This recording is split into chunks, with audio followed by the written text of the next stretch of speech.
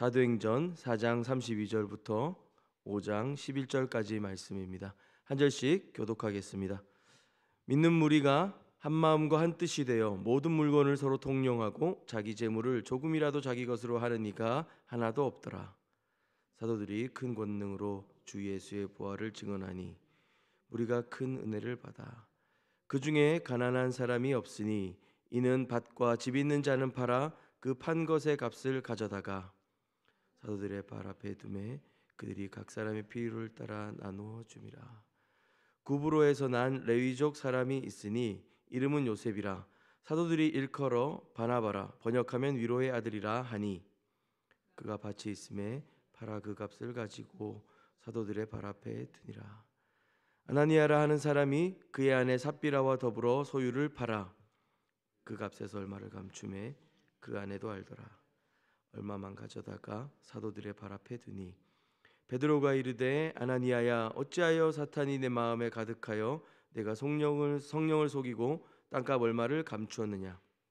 땅이 그대로 있을 때에는 내 땅이 아니며 판 후에도 내 마음대로 할 수가 없더냐. 어찌하여 이 일을 내 마음에 두느냐. 사람에게 거짓말한 것이 아니요 하나님께로다. 아나니아가 이 말을 듣고 엎드러져 혼이 떠나니 이 일을 듣는 사람이 다 크게 두려워하더라. 젊은 사람들이 일어나 시신을 싸서 메고 나가 장사하니라. 3시간쯤 지나 그의 아내가 그 일어난 일을 알지 못하고 들어오니 베드로가 이르되 그 땅 판값이 이것뿐이냐 내게 말하라 하니 이르되 예 난 이 일을 알지 못하고. 베드로가 이르되 너희가 어찌 함께 꾀하여 주의 영을 시험하려 하느냐. 보라 내 남편을 장사하고 오는 사람들의 발이 문 앞에 이르렀으니 또 너를 메어 내가리라 하니 곧 그가 베드로의 발 앞에 엎드러져 혼이 떠나는지라. 젊은 사람들이 들어와 죽은 것을 보고 메어다가 그의 남편 곁에 장사하니. 함께 읽겠습니다. 온 교회와 이 일을 듣는 사람들이 다 크게 두려워하니라. 아멘.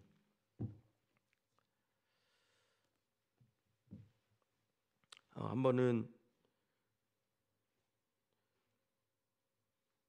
제가 신학 공부하러 나가기 전에 교회로 놀러 다녔던 경기도 지역을 방문한 적이 있었습니다. 새로 아파트 단지가 엄청나게 많이 들어와 있어서 우와 이렇게 우리나라에 아파트가 많은데 왜 우리 집은 없지? 이제 이런 의문을 가졌던 적이 있었습니다. 그 친구를 한국에서 계속 살고 있었던 친구와 교제하면서 좀 이야기를 했는데요. 그 친구는 한때 예수님을 열심히 따랐지만 이제는 교회를 다니지 않는 친구였습니다. 그 친구는 지방에 비교적 지방이지만 부모님이 집이 몇 채가 있으셨던 것 같았어요. 그 친구가 부모님께 그런 말을 했답니다. 자기 아들이 서울에서 따로 살고 있으니 전셋집 살아야 되는데 부모님이 자기 아들 생각해서라도 주변 시세보다 전셋값 높게 받지 말아라. 월세도 많이 받지 말아라. 그 부모님도 당연히 교회 안 다니시는데요. 그런 얘기를 했다는 겁니다. 그러면서 저에게 감히 목사인 저에게 신자들이 그렇게 살면 교회가 훨씬 나아지지 않겠냐, 세상에 훨씬 영향이 있지 않겠냐, 그런 얘기를 하는 겁니다. 그래서 너희 어머니 계신 곳에 가서 내가 살고 싶다, 이제 그런 얘기를 한 적이 있는데요. 오늘 본문이 성경의 시대뿐만 아니라 21세기를 살아간 우리에게 완전히 이루어진 적은 없는 것 같습니다. 사실은 이 일들이 있는 그대로 일어났다면 매우 두려운 일이 되지 않았을까라는 생각도 듭니다. 다시 한번 우리가 말씀을 들어가서 하나님께서 시작하셨던 그 교회 안에 이루셨던 일들과 또 그곳 가운데 믿음의 사람들이 행했던 것들, 그리고 하나님이 어떤 것을 교회라고 말씀하시는가 다시 한번 좀 살펴보려고 합니다. 사도행전의 베드로는 복음서에서 우리가 봤던 베드로와 전혀 다른 사람이 되었습니다. 성령이 너희에게 임하시면 너희가 오직 권능을 받는다라고 하셨는데요. 베드로는 오순절 성령 강림 사건, 오늘 본문 우리 사도행전 2장의 성령 강림 사건 이후에 누구도 막을 수 없는 권능의 사람이 되었습니다. 그가 했던 권능은 예수님께서 안진뱅이를 일으키시고 죽은 자를 살리시는 것 같은 능력이 또 있었고요. 또 동시에 두려워하지 않고 담대히 복음을 말하는 모습이었습니다. 그것은 교회 전체에도 영향을 주었고요. 그리고 교회는 성령의 주도하심 아래 날마다 더하게 하시는 은혜가 있었습니다. 오늘 우리가 읽은 본문 4장 32절, 37절은 온 교회가 성령의 충만함을 입은 후에 나타나는 모습을 그리고 있습니다. 물론 2장에서 첫 번째 성령 감리 사건이 일어난 이후 우리가 이미 살펴본 바가 있습니다만은 반복되는 구절들입니다. 그러나 한 번 더 보도록 하겠습니다. 32절입니다. 믿는 무리가 한 마음과 한 뜻이 되어 모든 물건을 서로 통용하고 자기 재물을 조금이라도 자기 것이라 하는 이가 하나도 없더라.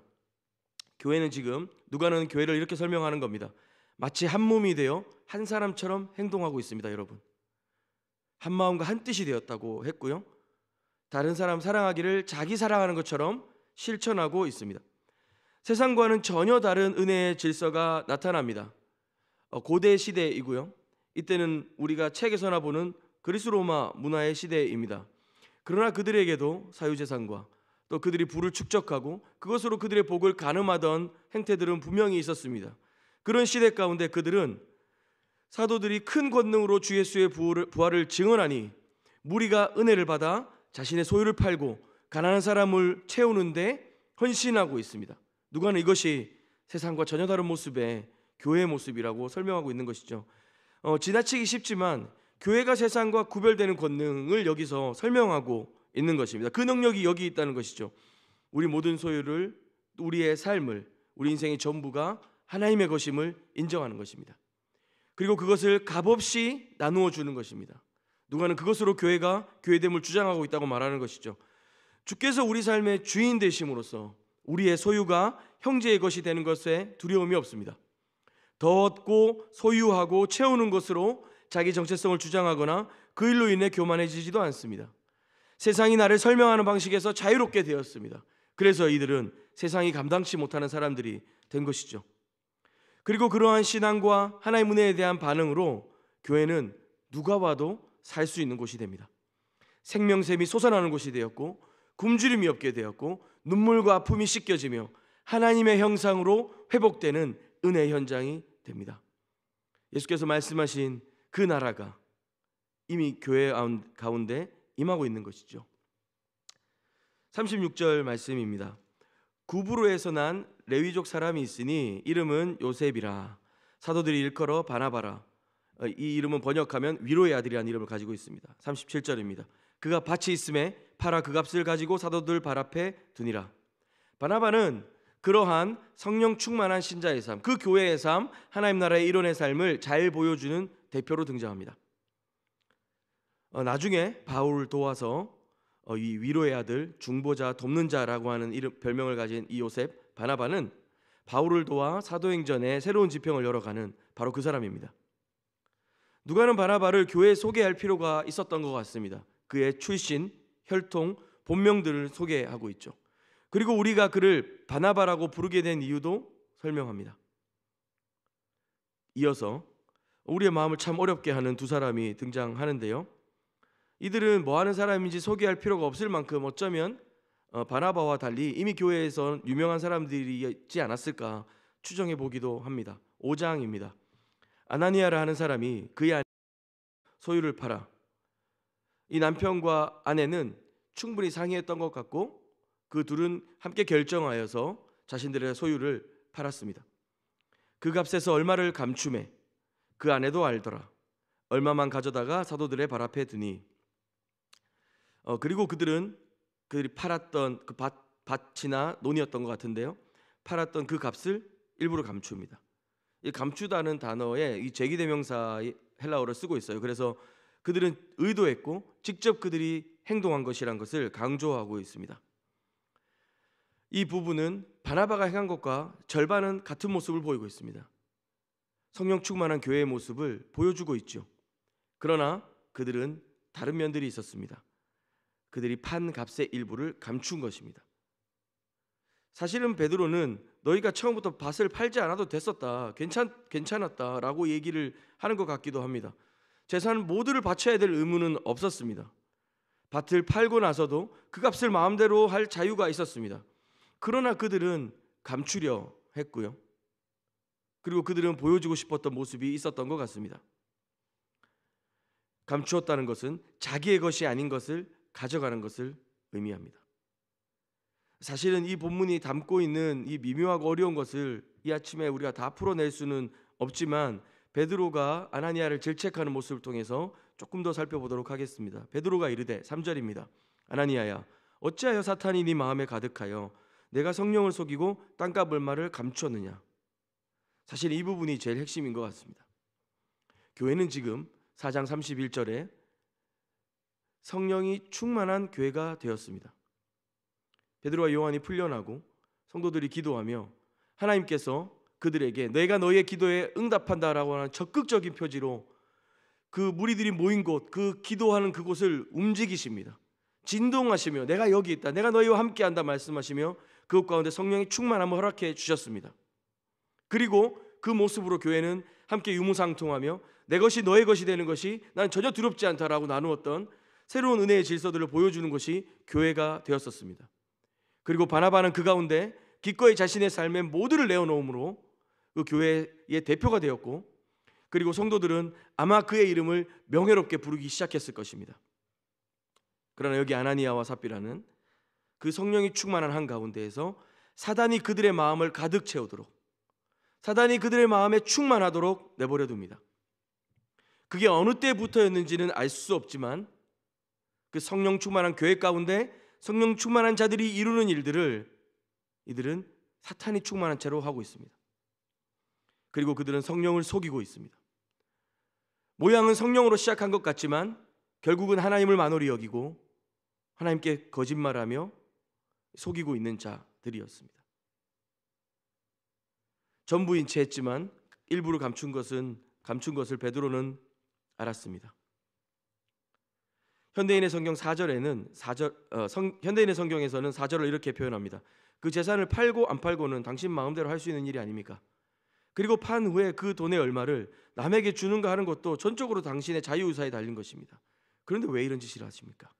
당신은 우리를 속인 것이 아니라 하나님을 속인 것입니다.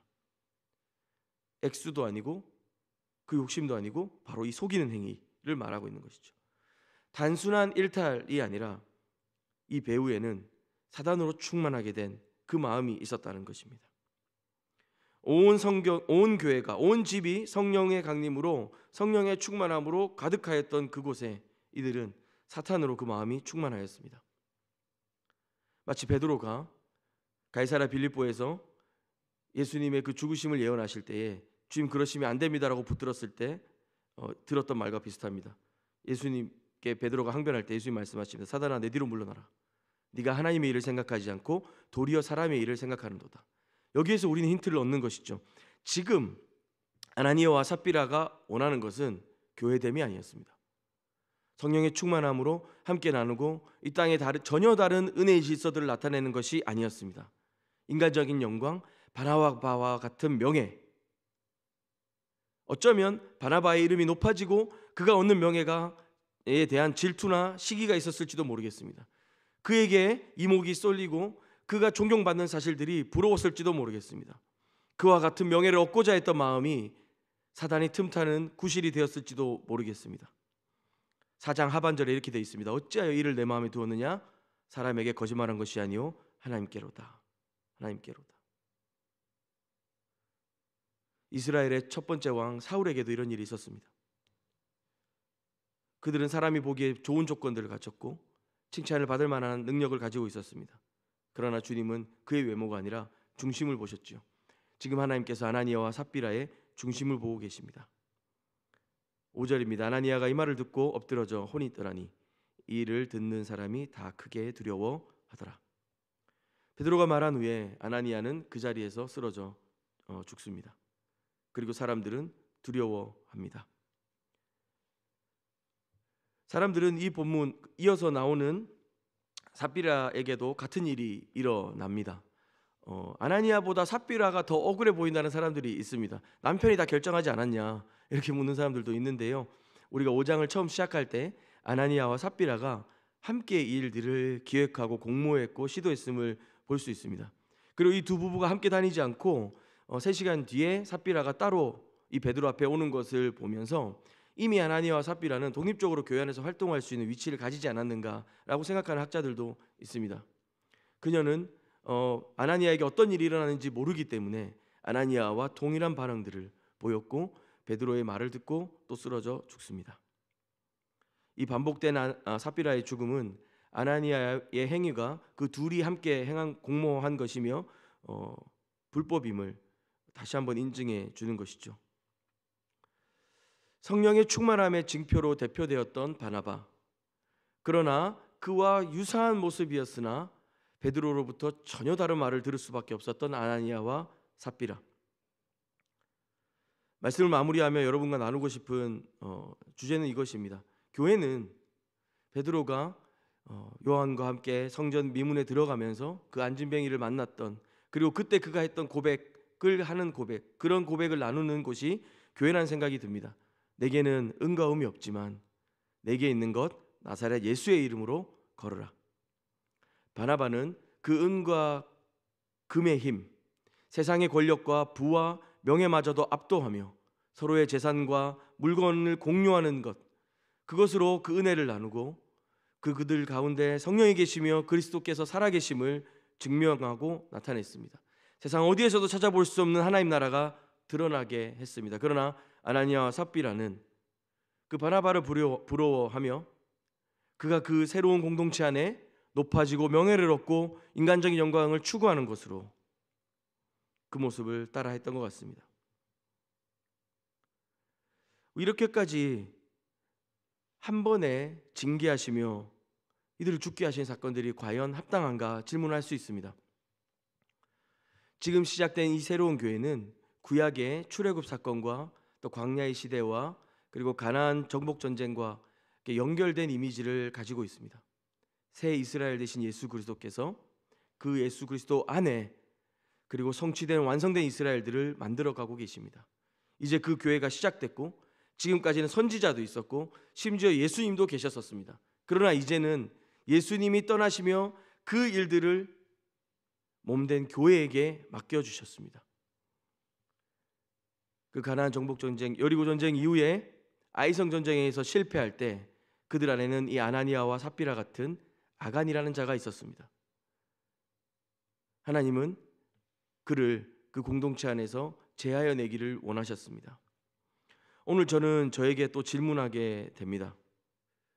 그렇게 교회를 하나님께서 사랑하시고 그렇게 교회를 지키기를 원하신다면 나는 이 망가지고 깨어진 세상 속에서 교회로 살아가는 내 삶의 모습은 어떠한가 또 고민하고 질문하게 됩니다. 이제는 더 이상 뒤가 없이 이 교회에게 맡겨주신 우리의 가족과 우리의 일상과 우리의 이웃들 속에서 우리는 어떤 모습으로 살아가고 있는가? 우리는 어떤 권능과 능력으로 살아가고 있는가? 질문하게 됩니다. 우리는 그리스도 예수의 죽으심과 부활하심 위에 세워져 있습니다. 기다리라 말씀하시고 성령을 통하여 권능으로 우리를 채우시며 예수 그리스도 그분이 우리 안에 선명하고 분명하게 드러나실 것을 말씀하여 주셨습니다. 우리는 이 세상에서 성공하고 더 유명해지고 더 자랑할 것들을 많이 채우기 위해서 교회되는 사람들이 아닙니다.